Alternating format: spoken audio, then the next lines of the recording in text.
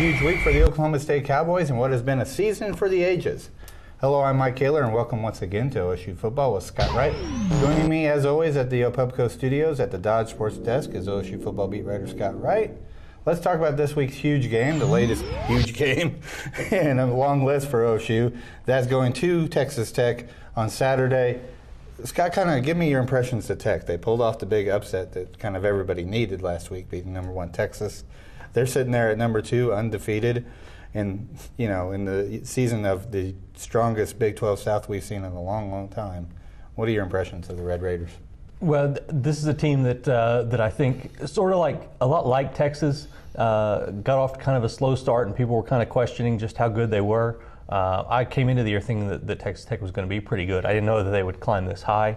I didn't know that they'd be able to beat Texas with Texas playing as well as they did. But they did. They pulled it off. Graham Harrell is, not only is that offensive system really efficient and really well designed. Graham Harrell, being a kid that's been in that system for a long time now, really runs it well. He spreads the ball around, and they, they're never a place that has a ton of good receivers. Crabtree is probably the best that they've had in the entire Mike Leach era. Unless you want to toss Wes Welker in there or some of those other guys. Of course you want to toss Welker. But they just they make things work, and it's there. And the other good thing about them, or the other important thing about them, is they're playing some defense now too, and they're actually stopping the run pretty well. Yeah, that's what I was going to say. It's kind of similar to OSU in that aspect, where everybody knows that the offense has always been there. And now the defense has come along, especially the Tech defense on Saturday, where they were really up in Colt McCoy's face the whole time.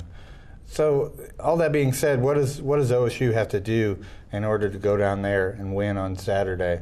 We all know that kind of weird things happen when you go to Lubbock, for one thing.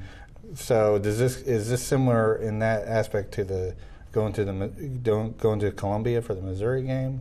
A little bit similar. I think that Texas Tech is a team that Oklahoma State just in general has more confidence going against because it's a team that they beat them last year. They've beaten them.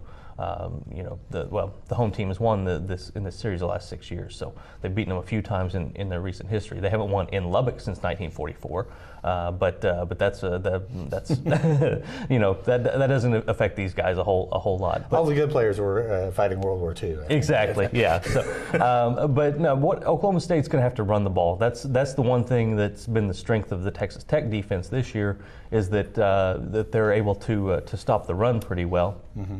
They're allowing less than 100 yards a game, and Kendall Hunter comes in averaging about 135. He's 4th in the nation right now. So that's always big for this offense, but it'll be extremely important this week. They were able to do it against Texas, who was the number 2 rushing defense in the country at the time. So that'll be the key factor because, like we said a million times, that opens up everything else, especially for Des Bryant out on the edge. We talked to Jake yesterday a little bit about kind of OU, what they all need to happen to get to the Big 12 championship game.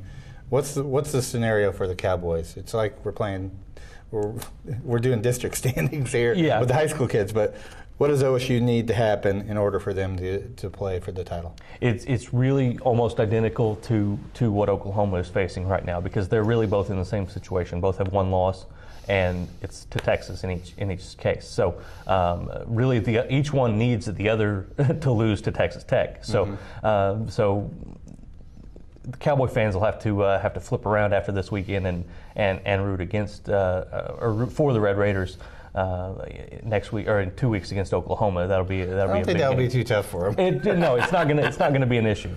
So so that's the big key is that unless Kansas can beat Texas and give the Longhorns that second loss, Oklahoma State's best chance is getting into a tiebreaker with Texas and Texas Tech, having beaten Texas Tech, and where the three-way, everybody's 1-1 against the other two. So then it comes down to BCS standings, and really, if you look at the OU and OSU winner, whoever that is, if they're in that scenario, is in a pretty good spot because that's going to be coming right after that Bedlam game, and most likely it's a win over a top 10 team in the last week. So that'll be a good boost in the BCS.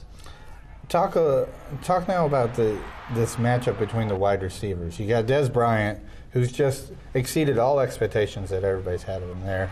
Every week he does something more and more incredible. And then Michael Crabtree, who coming into the season was kind of like the wide receiver in the spotlight in the Big 12, has the play of the year Saturday against Texas. How similar are those guys? I think they're really very similar. Crabtree, as far as what he's listed at, he's an inch taller and about 5 pounds heavier than Dez. But Dez is he plays bigger than he actually is. He's listed at 6'2", but with his long arms, his leaping ability, he's like he's 6'4". So they're both very similar guys that adjust well to the ball when it's in the air and can go get it. They're dangerous after they get it in their hands. So very, very similar players. Right now, Dez has a little bit of an edge as far as yardage, and Crabtree kind of has the edge in the highlight reel play, especially with that touchdown against Tech. So it's kind of a battle. Nobody's going to win the Big 12 South in Lubbock on Saturday, but the title of Big 12's best receiver could be on the line. We talked about the shootout aspect when we were previewing the Missouri game. Is this kind of where we're finally going to see, set the over at 80 points and then go from there? Is that the expectation? No, I'm fairly certain that it's going to be 24-17. I expected a shootout at Missouri. I didn't get it. I expected a shootout at Texas. I didn't get it. 25 points has been good enough to win either one of those games to this point. So I think that's where we're going to end up. We're going to end up with two teams that try to run the ball and play defense when we're expecting them to go out and throw the ball all over the yard. But no, it'll probably end up being both teams in the 30s and maybe in the 40s. So these are two of the five or six top scoring offenses in the country. So. And the Big 12, it's pretty much the same list when you look at the top of the scoring list. So, there's a really good chance that there's a lot of points scored on Saturday. Alrighty, thanks, Scott. Be sure to catch the best coverage of OSU football anywhere on newsok.com, newsok.tv, and every day in the Oklahoman.